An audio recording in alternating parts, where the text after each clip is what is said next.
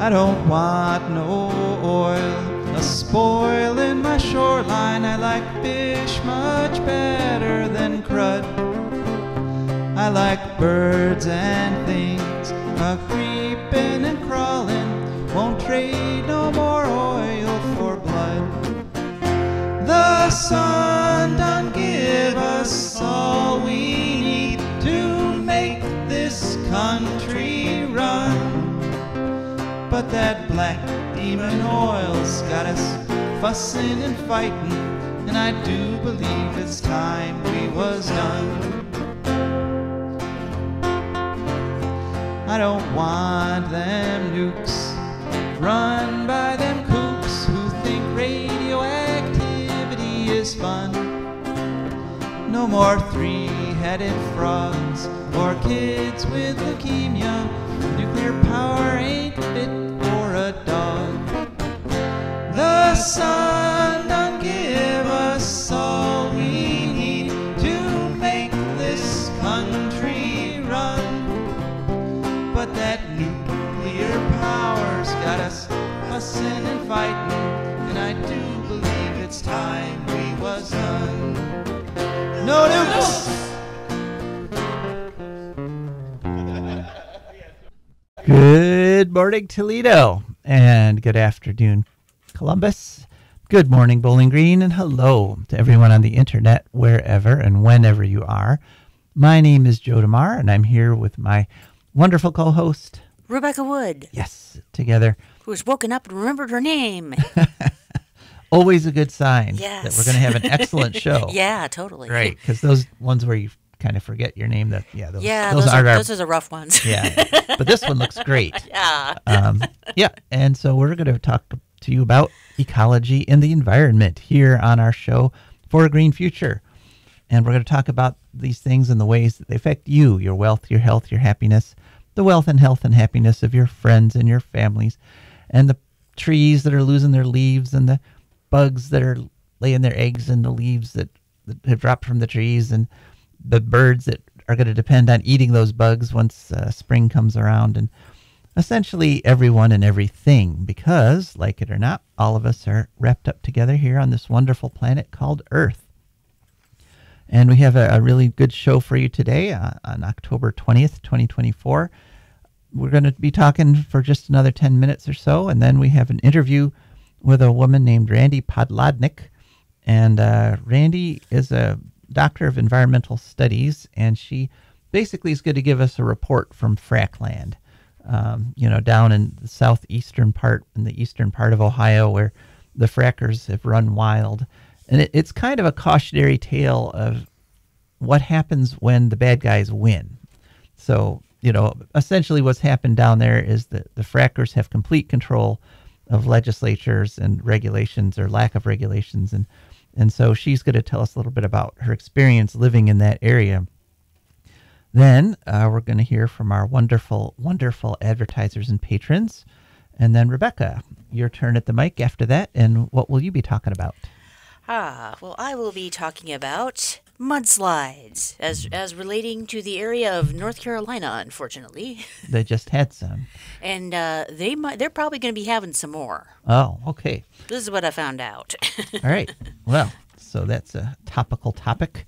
And after that, environmental news. And we've got some really good environmental news this week. So, it's not all doom and gloom. And in fact, I would say the majority comes out favorably in this week's environmental news. And of course, at some point in the show, we would really like to hear from you. And you can give us a call at 877-909-1007, 877-909-1007. And you can talk to us about any environmental or ecological issue that has been concerning you the last couple days, last weeks, anything at all. Rebecca and I will attempt to field it. And we look forward to hearing from you. And so people have also been looking forward to fall. And it's been kind of a bizarre fall. The trees have not all turned at the same time. What I'm seeing as I'm out and about is that, individual trees are like losing their nerve and saying, "Okay, I'm turning." Yeah, And, yeah. You know, so you'll have Yeah, that's kind of how it looks. yeah, you'll have one really brilliant red tree, but all the trees around them are green, or you'll have this whole bunch of trees that have already lost their leaves. You know, and it's very interesting to watch. We did manage to have our first frost. Okay. Okay, We yeah, had- I remember hearing something about that on the radio or something. It's Yep. This either past week. pick your produce or do something because it's on the way out.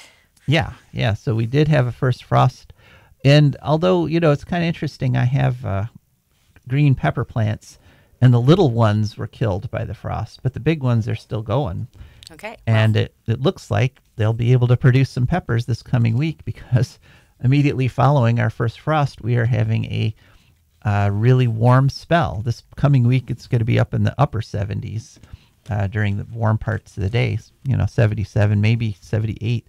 Possibly even we might even hit 80 this third week in October, and it is causing disruptions in the normal patterns.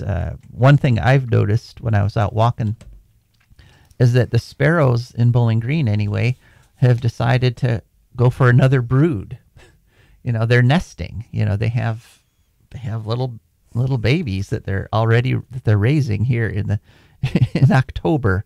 So And from a personal standpoint, I know that like all the potential species loss and disruption is bad, but it's really, really aggravating that I could never, never figure out what to wear when I go out to walk the dog several times a day. I reliably, like, it's gone from, you might get it right to there are no patterns. It's just a sheer chance. You got a 50-50 chance of, going out there in a turtleneck and it's 70 and or the other way. You're like, oh, well, I'm not going to make a fool of myself again. I'll wear a long sleeve T-shirt, and then you're like, winter coat. Yep. Yeah. It doesn't look any different either. You can't tell by looking. No. So yeah. So it's just the strange weather but My neighborhood has a lot of teenagers, so you can't go by what they're wearing. They're wearing mostly whatever they think they look good in.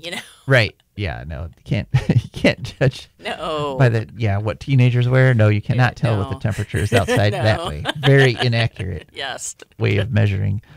But this is actually what was predicted in all the global warming models. Yepers. That it's not just this straight up. It's not just it's going to get hotter. We're in this period which was predicted where it's just completely unpredictable, where it's chaotic and random.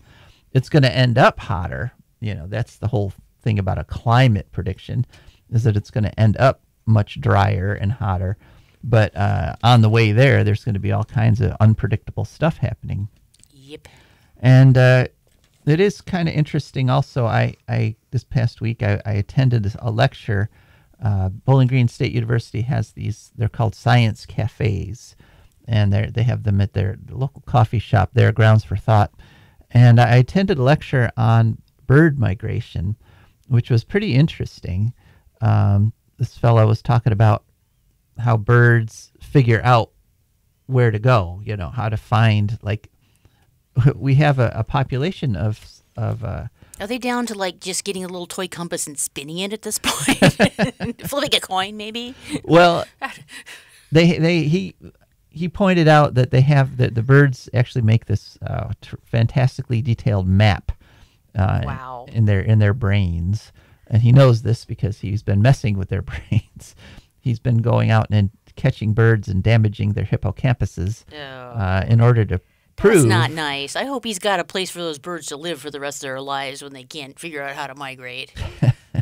Well, I don't know. Well, he does raise some of the experiments he did is with homing pigeons. Oh, right, yeah. Right, They so- make pretty good pets. Yeah, so even if they can't find their way, to the feeding trough or whatever, Right. after he's done with them. But yeah, he said that birds. Well, neither can my dog, and we keep her. After every walk, I have to come over and bring her a saucer of water because otherwise she won't go find it. I'm not sure that's a failing of your dog to find things, or maybe Has she played me again? maybe She the suckered me success into of your bringing her dog away. and Yeah, trading you. yeah, okay, it Yeah, might be that's what it that. sounds Yeah, kind of like to me. she's But a lot smarter than she looks. exactly, and that was one Yeah, of the main points of this fellow's speech is that right. the lecture that these birds are actually quite brilliant at. Yep. They use all sorts of methods. They use landmarks. They use smell. I Mm. did not know Oh my that gosh! that the Wow. olfactory sense is tied into finding your way around. And he kind of downplayed, I think we've all heard this idea that birds have a magnetic sense that like there's little crystals of magnetite in their brains that can sort of tell them which way is north and south. He does say that they have a north-south sense, but he's kind of iffy on whether it's actually magnetic or whether they can just sort of smell the North Pole versus smell the Gulf of Mexico and Yeah, you don't want sort to make of assumptions when you're a scientist. yeah. But one thing he did talk about, which again demonstrates just how smart these birds are, is that the ones that are coming down from Canada know they've got to get past the lakes, right? They've got to get past the Great Lakes, and they actually make their decisions based on like what the weather is and what the wind direction is. Because, if you come up to Lake Erie and the wind's blowing from the west, if you just start going straight across it, you're going to actually get blown off course. So then they follow the lake shore around. But if you're heading for Lake Erie and the wind's coming out of the south, you're like, oh yeah, we're going to take this lake, and you just zoom across it. And I guess the big risk is that weather changes so quickly on Lake Erie that bird Mm. flocks sometimes get caught halfway across in a big storm that just blew up out of nowhere. Yeah, that's bad. And they know this, and so they base their behavior. They basically have to make high level decisions, planning Yeah, and yeah. strategy, and it's just another example that the critters around us are not just blindly following That goose instinct. in the point of the V did not get there by being dim-witted. Right. Yeah. Oh yeah, and he did. It has leadership abilities. That's true. His discussion was mostly about these birds that travel individually, like the songbirds that go at night. Ah, yeah. But he said the diurnal birds, the daytime birds, like the geese that fly during the day, their decision making is completely social. Wow. When they're making all that honking noise, Yeah. they're saying, "All right, are we going to keep going straight, or are we going to go around this, or are we going to go over that?" And They're it's like wolves. That's the flock that you're looking at is in fact probably a family group. yeah. Yeah. Yeah. So just again, every time you look at nature, even if you're somebody who's been studying it your entire life, you're still going to find new, cooler things about it. And so, and that should always try to inform our decisions. When we discover how cool nature is, we should take extra precautions not to destroy it, right? Ideally, yeah. Because it is so cool. Yeah. Yet, in terms of fracking, pretty much our decision makers, our policy makers, have gone in exactly the opposite direction. They are encouraging the stuff that is destroying these natural systems, literally tearing them apart from the base. And so that's what we're going to talk about in today's interview with Randi Podladnik. And let's go to that interview now. Hello, and welcome to For a Green Future. Could you just share with us your name? I'm Dr. Randi Podladnik, and I live in Harrison County, Ohio. Aha. Dr. Podladnik, what are you a doctor of, may I ask? Oh, environmental studies. I have a bachelor's degree in chemistry and then a master's and a PhD in environmental studies. I'm asking you on for a couple reasons. Normally, we have people on that are representative of organizations or, activists who are on the front lines of protests, or scientists and so forth. But I've been following your Facebook posts, and you're basically somebody who understands what's going on here, and are kind of almost like what I would call a Facebook activist. You're always posting there about really useful information on these environmental issues. And you posted something about a project I had not heard of. It's called Arch 2. Could you tell us a little bit about what Arch 2 is? Yeah, it's well, the acronym stands for Appalachian Regional clean hydrogen hub. And there are 7 hubs planned for the entire United States. This one happens to be located between Pennsylvania, Ohio, and West Virginia. And there are 2 out on the West Coast. There's one on the eastern side of Pennsylvania called Mach 2, Mid-Atlantic Clean Hydrogen Hub. But the one planned for this area will get $925 million of funds from the Inflation Reduction Act that was passed a couple of years ago. And their mission is, according to their webpage, to create a hydrogen hub for clean energy for the tri-state region. And now that sounds wonderful, but I was looking at their website a little bit, and when they list clean energy sources, the first 2 they talk about is nuclear and gas, methane. Those don't sound very clean to me. No, they're not. I mean, it's ironic because I'm thinking maybe around 2019, just before COVID hit, I sat in on a call, and it was one of those calls where you listen, but you can't make any comments and not put anything in the chat. But the call was about carbon capture sequestration. So this was something, this new buzzword that was coming out, about 5 or 6 years ago. And the people on the call were Joe Manchin was one of them, Sherrod Brown, and then Toby Rice from EQT. A lot of energy companies, well, as soon as if you live in this area, you hear the energy companies, you automatically become suspicious that they were pushing this. But just let me back up a few minutes here. Way back in 2011, we live in Harrison County. We butt right up against Tuscarawas. In 2011, they had a meeting at the Kent State branch in New Philadelphia, and they were getting public input. They were actually drilling, Battelle was drilling an experimental test well for carbon capture sequestration. Now, these would be called Class 6 wells, and they would take supercritical carbon dioxide, which is, at very, High compressed. pressures. Yeah, and they would shoot it into these wells, and hopefully it would be buried forever in the bedrock, but that's not necessarily the case. But they drilled this well in Janadenhutton in Tuscarawas County, and then a few years later they had a report that came out, and they basically didn't say yes or no, the bedrock was great or it wasn't so great. They just kind of had a non-answer in the report, no real conclusions. But now here we are, over a decade later, and they want to sequester carbon dioxide. And the plan, the company that's involved in this, and it's not actually being funded through the Arch 2 funding, but it's Tenaska. It's a combination of Texas and Nebraska. They have picked out 3 counties in Ohio, and Harrison, Jefferson, and Carroll County are the 3 that they're actually right now going around trying to get farmers or people with large pieces of property to sign on to use their land to sequester the CO2. So they're going to have to run pipelines out to these pieces of property and drill these Class 6 injection wells. They've got a couple counties in Pennsylvania involved, and also a couple counties in West Virginia, right where this kind of collates together on the Ohio River. So the carbon capture piece of the clean hydrogen hub is vitally important, because without that piece, they cannot sequester the CO2 from the methane reforming. They're going to actually use methane, fracked gas methane, and it's called methane reforming. It uses steam and pressure, and you literally, just to simplify it, rip off the hydrogens from the methane molecule, and that's where the hydrogen will come from for the clean hydrogen hub facilities. Maybe we need to be. I know I don't have a video of you today, but maybe we need to put the air quotes around clean every time we say clean. Oh, yes. Yeah. I mean, they're saying clean, but it's not.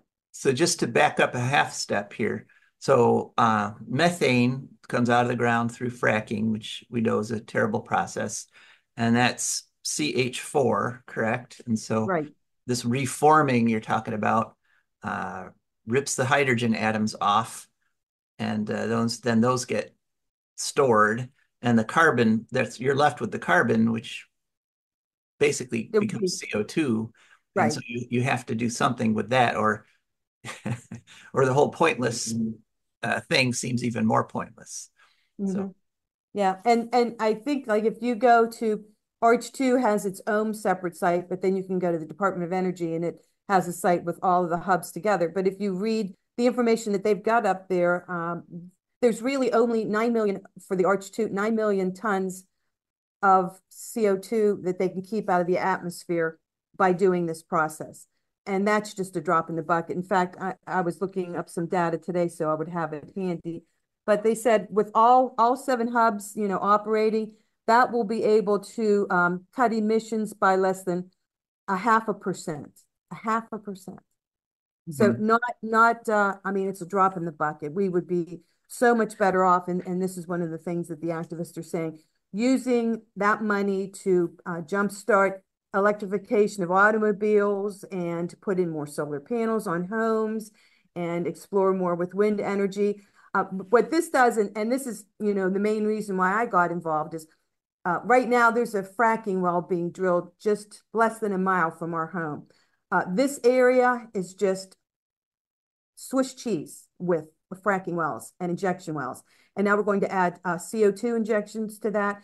This is going to escalate fracking. This is going to give the companies an incentive because there is a tax incentive for making clean hydrogen, air quotes, and for sequestering CO2. And that's part of the IRA legislation. But it's really incentivizing fossil fuel industries to keep fracking. And they keep saying, well, there's an environmental justice component of this, and we're going to have community outreach. And I can't say enough bad things about their community outreach. They don't answer questions that you email them.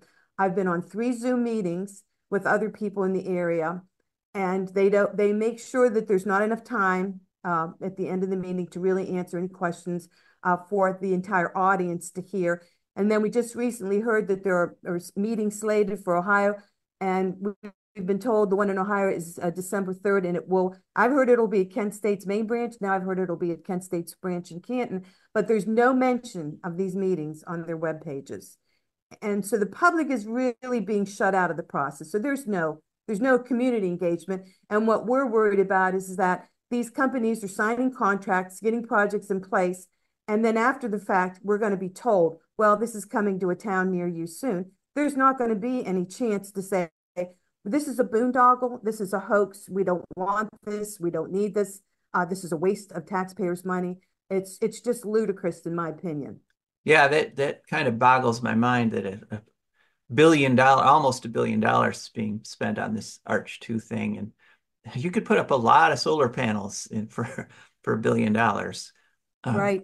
And, the other, well, there's so many things we could talk for an hour about it, but the other fly in the ointment with this entire boondoggle is the fact that hydrogen is not an innocent gas. It's explosive, it's flammable, and it is an indirect greenhouse gas. So when they act like they're trying to, mitigate emissions, well, you're just trading off CO2 emissions for hydrogen emissions, and they don't consider all the emissions from all the infrastructure from oil and gas fracking before they even get the hydrogen to the methane reforming facility. We've got, compressor stations out here, pipelines, there's leaks, there's flares. There's times when they just open up the gas line to purge it for a while because there's an issue with the gas line, and that all goes into the atmosphere. So this is really not going to help the methane emissions. And we already know studies have been conducted in this area because of the Marcellus and Utica shale.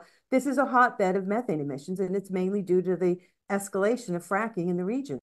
Yeah, we actually last week reported on a study done in Australia that says that turns out methane is actually more intense in terms of greenhouse gas emissions than burning coal because of a whole bunch of factors, the leaks and the amount of energy. And you have to spend energy tearing those methane molecules apart, right? That's more waste. Right. And that's not considered. Yeah, because that's what we tried to say. Well, you're going to, like when I first heard of the carbon capture, one of our arguments was, well, in order to capture that carbon, you're going to need a separate facility hooked up to your power plant.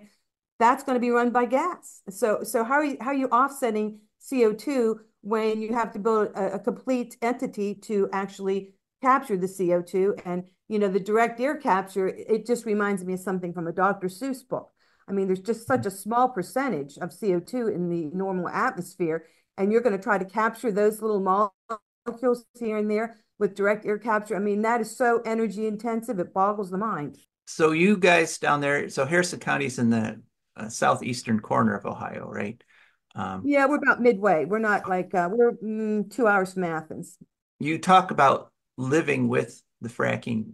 Can you give us like a couple more or one or two more like personal experiences about problems living in a fracked area causes? Yeah, well, yeah. I mean, sadly, when my husband and I bought our piece of property back in 1998, and we built our eco log home on it, we thought buying, with our land butting up against Muskingum Watershed Conservancy District, conservancy you would think means conservation, was oh, that works out really well. Well, for years it was okay, and then fracking kind of hit the area back in 2011, 12.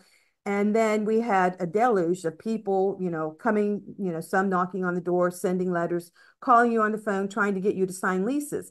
And we said, no, no, no, no, no. And we said no. And it was great until this past January. And, I don't know if you've read about the Muskingum watershed, but they're making oodles of money off leasing Muskingum watershed land and also selling water from the various lakes around the region.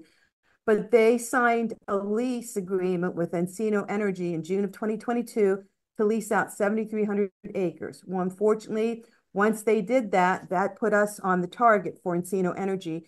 And then in January of this year, we received a notice through the mail that we were part of a unitization agreement. So basically, they were going to force us to be leased. So our land will be underneath of a unitization procedure, a lateral, and acres is the name, AKERS is the name of our lateral. And we had to get a lawyer involved. We had to, get our own lease developed to be protective of our land. But there was no way out of it. Once you're in a unitization hearing, they'll tell you, and even the Encino geologist said it was risky, but they'll tell you there's no consideration of any environmental factors. This is being, unitized because it's economically better to do this long lateral than to try to go around these pieces of land. So we will be fracked eventually down the road. And then there's another well pad. It's called the Guthrie.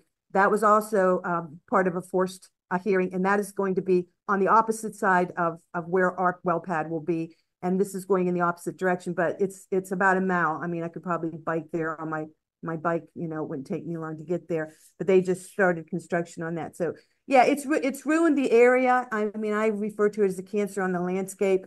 Definitely, I mean, it's affected the ecosystems. We have so many well pads, and there's a really good site you can get on Shell XP, and that will let you go into Google Earth mode, and you can see these pads. They look like little white dots, but if you zoom in on them, you can tell that they're fracking pads that have been fracked, and now they have storage containers and compressor stations and whatnot on there. Everywhere. I mean, you drive around the countryside, everywhere in this region, where you'll run into a pipeline, a well pad, compressor station, and the traffic. I mean, I could sit out on 250 Right. and count, and it can get, unbelievable amounts of brine trucks and sand trucks and chemical trucks. So it's like Yeah. we're living in an industrial zone. Yeah, it is ironic that the supposedly conservative Ohio legislature basically made this unitization idea Ohio law that you as a property owner can't protect yourself from fracking. Right. But you are mentioned that some of you are trying to sort of organize against this arch too.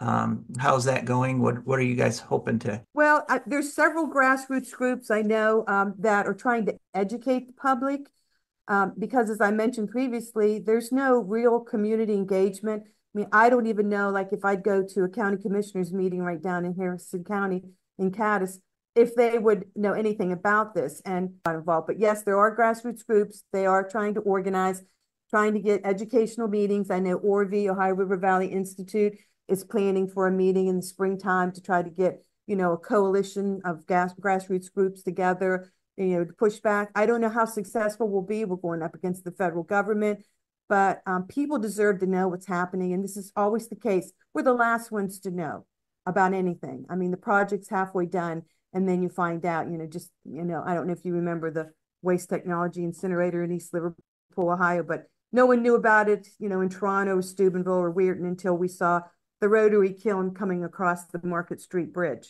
And then by then it was already too late to try to stop it, even though we made a big effort to try to. But this is a similar situation.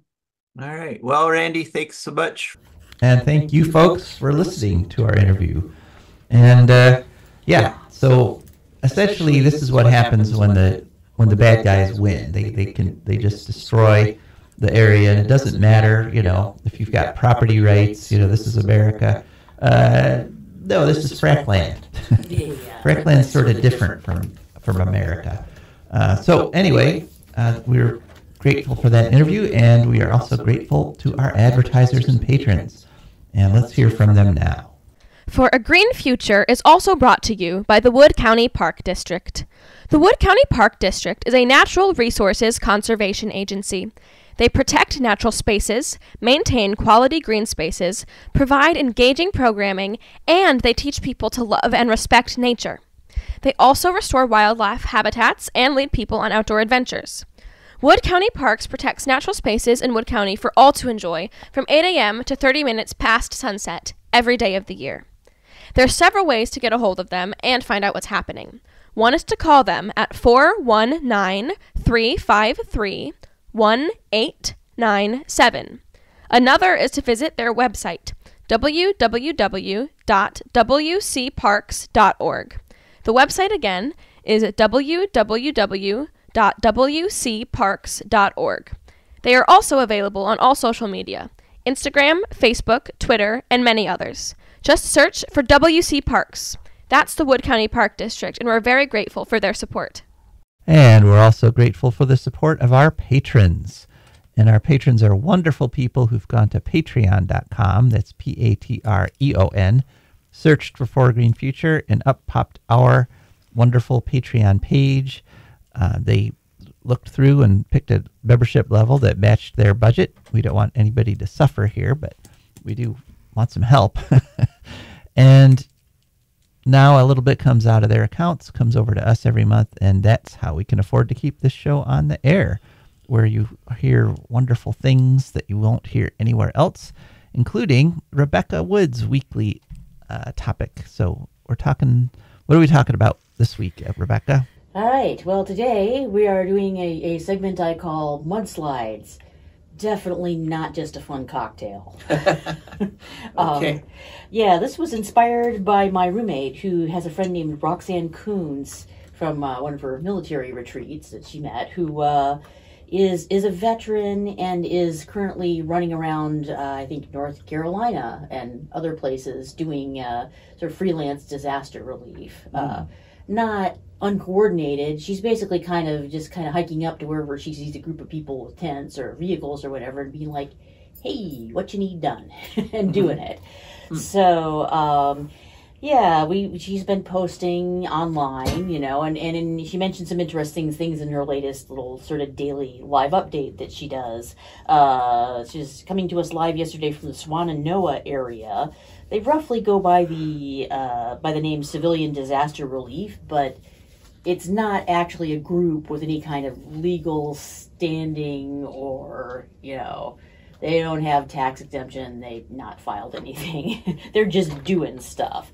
But as part of this, she was talking about a Holler resident. She was going up to visit because some senior center had given her a list of people to check on, so that they weren't sure were okay. So she goes up there to this little mountain valley, and she finds out that this lady who just lives up there alone, lived through a hurricane, lived through a mudslide already. Now she's seriously concerned because the debris and mud and whatnot have formed something called shelves. Now, picture a giant kitty coming along and knocking things off the shelf. That's what's going to happen. Apparently, they're all they're on these sort of precarious shelves now, or I think they might be calling sort of a dam, and all this stuff is up there kind of perched right over her little house. So like broken tree trunks and... Mostly mud, yeah. Mud. Landslides are mostly mud with stuff in it. Lots of stuff. I got more about that in a second. But yeah, And especially with the global warming, there's going to be something in the next few 6 months or so called freeze and thaw cycles. And they're going to, these shelves are caked with dried mud, but they're kind of perched on top of stuff. When the water gets in there and starts the freezing and the thawing, it's going to get slippery and stuff is going to slide right off it onto Hurtle Valley, which could be very bad news. And so mudslide, we could have easily called the segment Mudslides, the gift that keeps on giving, because I did not really know this. Well, it sort of stands to reason. Mudslides engender other mudslides, basically. They sort of weaken it, and then it's ripe for more of that stuff to happen. So I did a little research. They're also called mud flows, and they're a form of what you call mass wasting, which is defined as movement of rock or soil down slopes under the force of gravity, which is pretty much the definition of the term sliding, I think. Maybe not, I don't know. Right. So they involve fast-moving flow of debris and liquefied dirt, because it's mud. There's a lot of mud in the dirt, and it sort of makes it liquid, or water in the dirt, yeah. They can move as fast as 5 meters per second in some cases, and they contain usually higher proportions of clay, and are thus there's something else called a debris flow, which is less liquid and can't travel as far, as fast, or over as shallow slopes like a mudslide can. Mm-hmm. So it's not good when you have dirt with superpowers. Okay. They're also called mud slips sometimes in the media. That's kind of not really a scientific term, but okay. So as you may expect, besides potentially killing people, which you're sort of part of the environment, you know. Yeah. 15 feet per second, 5 meters per second. That's I'm pretty sure that's faster than humans can run. Yeah. Basically, you might get a slower moving one if you're lucky, but yeah, you know, you can't really rely on luck in this kind of situation. It also could cause us some problems with the environment, like soil erosion, water pollution, which tends to make it non-drinkable for humans and also wildlife, and not a great place for fish to live with all the stuff in it. It destroys vegetation and wildlife habit, including forest, grasslands, streams, et cetera, rivers, oceans even, if it can get that far, you know, especially, there's a lot of streams. I mean, this is like a lot of watersheds, probably multiple watersheds that have all kinds of debris in them, and they're going from the little mountain streams up there into the rivers, into the ocean. It's that much. It was massive. So yeah, they create debris dams, which lead to flooding downstream, which is bad. They can even trigger tsunamis, or, how do you pronounce this? Seiches? Yeah, seiche. Mm-hmm. Seiches. A seiche is basically a tsunami, or a big wave trapped in an enclosed or semi-enclosed body of water. So anything from a pond, lake, reservoir, even a bay. I'd never heard of these, and they looked very intimidating to pronounce. Well, we do have them occasionally on Lake Erie. Okay, that makes sense, because Lake Erie is very shallow and actually in an earthquake zone. Mm-hmm. So, yeah, they can also affect, according to Springer.com, they can also affect the groundwater quality. And so just to see what would happen, I looked up environmental benefits of mudslides, and there are some. There are actually a fair amount. Mudslides giveth and mudslides taketh away. According to YoNature.com, they create new habitats. They contribute to aquatic and terrestrial biodiversity, supply sediments, coarse woody debris to maintain pool and riffle habitats in streams. And, a riffle, it turns out, is a shallow part of a stream with rough water. Didn't know that. It stands to reason, though. And also they create what they call a mosaic of seral stages, soils, and sites to forested landscapes. So nice alliteration, but had to look up seral, which relates to the word sear. Okay. Which turns out a seral community is a succession of stages on the way to a climax community. So climatic community is where the land is producing as much vegetation in like is an advanced deformed, basically it means forest. It means forest, basically, mostly for most places, or if it's capable of developing actual forests. So, yeah. All right. Keep your heads down, people. It's they're going to continue, just because, as this lady kept saying, just because it's not in the news cycle does not mean stuff is all fixed up down there, and there's going to be more trouble down the road. I mean, even if global warming somehow stopped tomorrow, this would keep messing up people's lives for a while, and animals and plants' lives too. Okay, thanks. And I'd also like to make the point that mudslides are often associated with deforestation. That's true. So, And they're a nasty way to go, by the way. Yeah, not a pleasant way. No, pass. not good at all. All right, well, thank you, Rebecca, Yeah. for that enlightening report. And now it's time for environmental news, ecological news. So our first story is an upbeat story, which the more I looked into it, the more detail there was in there that should have been reported in the mainstream media, but I never saw anything on it. And this is from Nikkei Asia, which This is the thing. You can get a scoop in the environmental journalism by just not putting your hands over your ears and going, la, la, la, I can't hear you. You know? It's crazy. So this story aired on October 12th, and the title is Japan Prime Minister Ishiba eyes more renewable, less nuclear, and energy mix. And Japan has a new Prime Minister, Shigeru Ishiba, which the old one, who was completely nuke addicted, was, as is often the case, also completely corruption addicted. So he resigned. Yeah, and Japan's, ever since the Fukushima, ever since the Prime Minister who was there during Fukushima, who tried to move away from nukes, he lost out to the party that basically has controlled Japan for almost 75 years. Once that new prime minister came in, he pushed the reopening of nuke plants, and about a dozen of them have reopened. But the new prime minister says that Japan has amazing untapped potential, quote unquote, for renewable energy, and he specifically lists geothermal, wind, and small-scale hydropower. Interesting that he didn't mention solar, but geothermal is a natural for Japan. You know, it's very volcanically active. They've got hot springs, with all little over monkeys the place. in them, snow monkeys. Yep. Very cute. And all that means that there's a lot of very hot rock very close to the surface, and so tapping that is, very environmentally benign. You don't put any more CO2 in the air. That heat is just going to go out eventually out into the air anyway. So using it to generate power is, it's a great way to do it. And he's actually created an economic stimulus package that is going to push Japan over into the renewables area. And he's de-emphasizing nukes, which are so incredibly expensive. Japan's push to reopen their nuke plants is part of what has devastated the Japanese economy, because the government is spending billions and billions on this, literally the most expensive kind of energy ever created. So this is good news from Japan.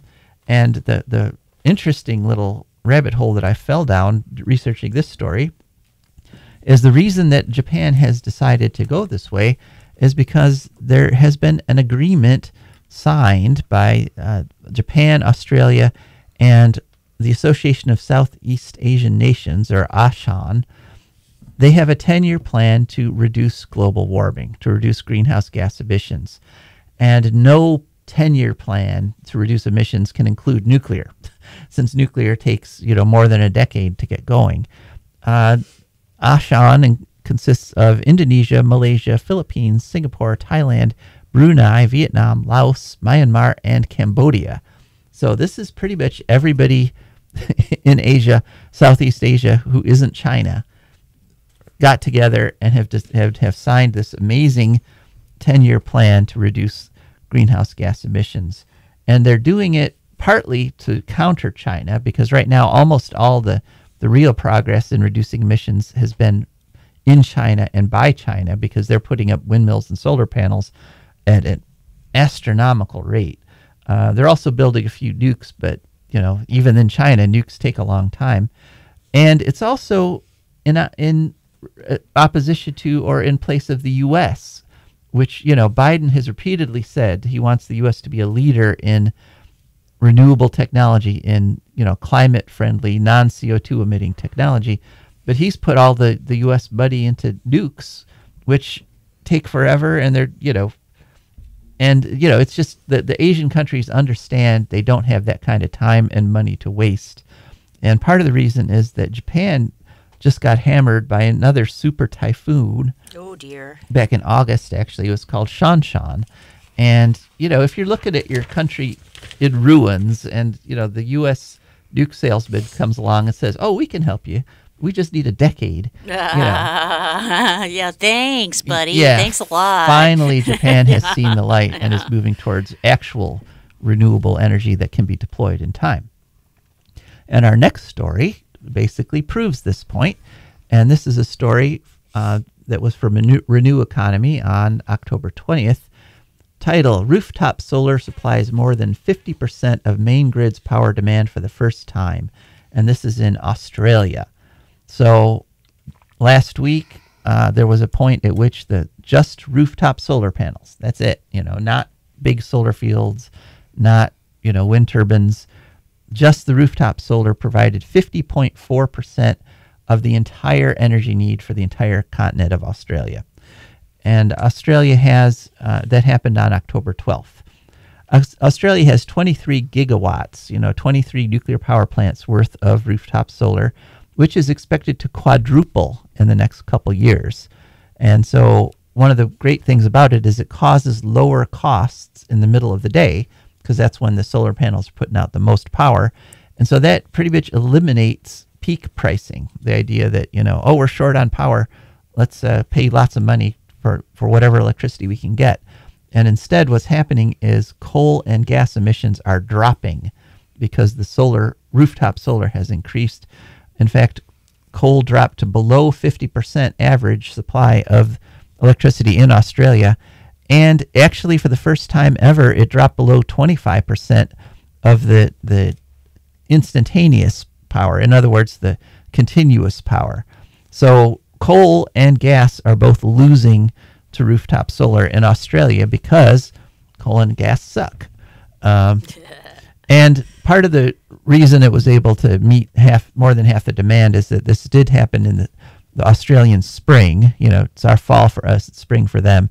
So demand is lower, and the sun is shining brightly. You can meet a higher percentage of the demand with solar, but it's still clear, and the prediction is that rooftop solar is going to overtake coal production in Australia by the end of this year. Not 10 years from now, the end of this year. So great news there. Okay, now on to a story for a topic that we have covered many, many times. Oh, no. Can you guess what we're about to talk about, Rebecca? It's House Bill 6. House Bill 6. Oh, go away. No, Die, it will not die, go away. zombie It'll bill. never go away. You need to double tap that thing. The scandal that keeps on going.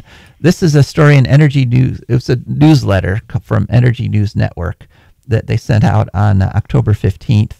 And the story is Ohio Attorney General David Yost blocking info for shareholder lawsuits.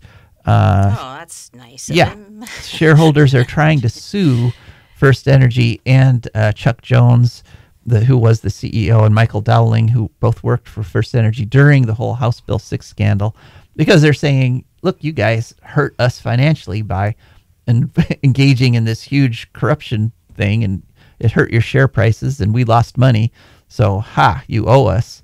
Unfortunately, David Yost is saying, I'm not going to share the information we gathered on. We're special. We're not accountable to anyone or anything. We're not going to give that information. Why do you think we're like normal people? To the plaintiffs in the federal lawsuit. Okay. So, now, interestingly, First Energy, actually, they did their own internal investigation once the whole scandal broke. And they've been ordered by the federal courts to turn over their internal investigation results, but they've refused to do it. They've just said, no, we're not going to tell you what actually happened, I know we used your money to do it, shareholders, but Yeah. we're not going to tell you what we did. No. You know, that's crazy. Yeah. So this is leading towards a crisis because companies may not simply ignore court orders. You know, I mean that makes them outlaw companies, which First Energy actually already admitted to being. And in fact, as part of what happened back in September, on September 12th, First Energy got fined $100 million by the SEC, Securities Exchange Commission, for committing fraud in regards to House Bill 6.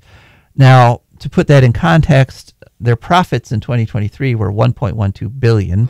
So $100 million sounds like a lot to you and me. I mean, I'd have trouble coming up with that kind of money. Yeah. But for First Energy is literally a 11th of their annual profits. But then So, again, when you are a shareholder, you do not want to lose, what is it, 11 billion or whatever you just said, yeah, dollars. 100 million. Yeah. I don't really understand numbers, but, you know. Yeah, especially big numbers like that. I No- think probably people are just making them up, but never mind. yeah. So anyway, it also turned out the news came out this past month that First Energy during the House Bill 6 scandal was dumping millions of dollars into President Trump's campaign. $5 million went to his America First policies PAC, and this is Chuck Jones and Trump were meeting regularly during the whole scandal to kind of Spiffy. try to get a federal bailout in Oh, addition to the great. state bailout. Now the federal FERC, Federal Energy Regulation Committee, refused to give First Energy that $1 billion, but it was pretty clear, First Energy had their hands in every. I feel like Trump would make a really good spokesman for nuclear energy because he already looks sort of radioactive. You know? Kinda, yeah. It looks like he's had some radiation exposure there, doesn't it? Something went wrong. Yeah. All right. But anyway, so this fine, this $100 million fine, is just the latest. First Energy also settled with the state of Ohio over all future penalties. They really, Ohio settled for chump change. Ohio took only $20 million for their settlement. The SEC took $100 million for their settlement. This is on top of the $230 million fine that the U.S. Attorney's Office settled with. So altogether, First Energy has been fined by various governments $350 million, which again sounds like a lot of money, but they were going for $1 billion. So they were it's actually, if they had won, it would have been 3-1. It would have made triple that much. So luckily they failed, but still those fines are not big enough to discourage somebody from gambling with those odds. They should have lost enough to actually hurt, but they weren't even fined enough to hurt. So anyway, that's it for this month's House Bill 6 update, and there's going to be more. Okay, next story. It's never something happy and fun story about, raccoons making friends with feral pigs or something. No, when but House Bill 6 comes up. No, but the Larry Householder going to prison story, that one's still. That was a little bit fun. It still makes me happy remembering that. Okay, off to The Guardian on a story on October 14th. Trees and land absorbed almost no CO2 last year. Is nature's carbon sink failing? And yeah, That's so bad. there was a study done in Arvix, published in arvix.org, which is run by Cornell, but to be fair, it's not a peer-reviewed study yet. But on the other hand, I think that there were 13 atmospheric scientists involved in the study, and I think that they felt like this was such important news that they went ahead and published it before all the review process. 2023 was the hottest year ever. Okay, that has been proven. But what they did is they took all the data from that hottest day ever in terms of temperature and rainfall and everything, used some of the computer models that they have of the planet, and they found that it resulted in almost no carbon absorption by the planet last year. Yikes. Scooby. Yeah. And in fact, they point out in their study that while CO2 parts per million in the atmosphere increased by 3 parts per million, emissions, because we've been reporting the emissions actually only increased by 0.6 parts per million. So somehow, even though we only put an additional 0.6 parts per million into the atmosphere ended up with 3 parts per million more. So that other 2.4 million had to come from other places, which means that the globe is not absorbing it as fast as it used to. Uh-oh. So, yeah, and they talk about the Greenland. So there's more of it, and it's not being absorbed as much. That sounds like a positive feedback loop. a positive feedback loop. It's our version of the Rickroll. You did it to me. Yeah, I did. I was going to do it to you, and Yeah. you beat me to it. Wow. Yeah. Yes, it is definitely an example of the positive feedback loop that is happening and is threatening to cook all of us. Next story, we got to move along here. Interesting engineering. China has come out with a 26 megawatt wind turbine, the largest in the world. It's typhoon proof. One turbine can power 55,000 households every year in a 10 meter per second wind. And last story, really quick, cleantechnica.com, October 18th. How well do rooftop solar systems survive in a hurricane? Great. Turns out that they did a study of over 23,000 homes that were in the paths of the last 2 hurricanes, and 98% of them, their solar panels survived just fine. Their backup batteries survived just fine. They had power when all their neighbors had none.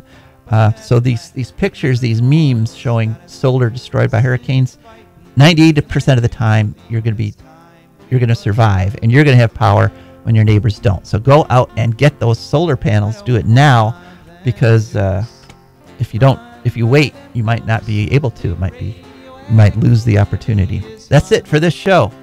Thank you so much for listening. This is Joe DeMare. And Rebecca Wood. We are signing off.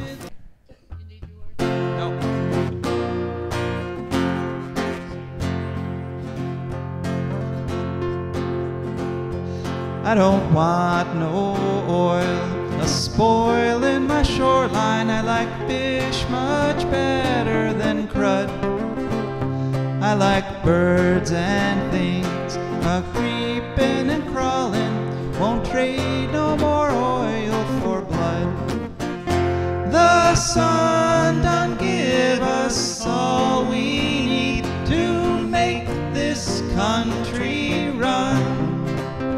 But that black demon oil's got us fussing and fighting, and I do believe it's time we was done.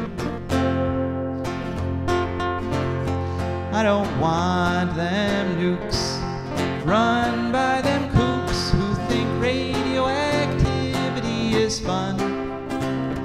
No more 3-headed frogs or kids with leukemia. Nuclear power ain't fit for a dog. The sun done give us all we need to make this country run. But that nuclear power's got us fussing and fighting, and I do believe it's time we was done. No nukes!